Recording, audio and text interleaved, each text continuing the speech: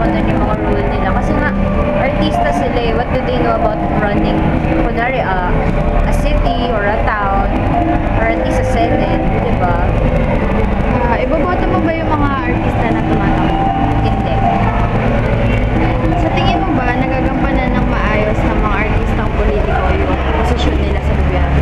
Hindi rin. Kasi madalas sila rin yung mga absent o kaya naman meron silang mga shoot or meron silang isa-sponsor na ganito, ganyan na mga event. Pero yung mismo para dun sa kunwari, ano ba, yung jurisdiction nila, hindi naman nila nababantayan, hindi naman sila into it, hindi naman sila yung nakikikapo dun sa kanila mga constituents. Tipong mga, parang andun lang sila para lang masabi na, okay, nililibihan ako sa bayan, pero hindi naman sila ganun ka-effective. Sino ba yung mga kilala mo na politiko na artista? Si Bong Revilla, Richard Gomez, si Lucy Torres,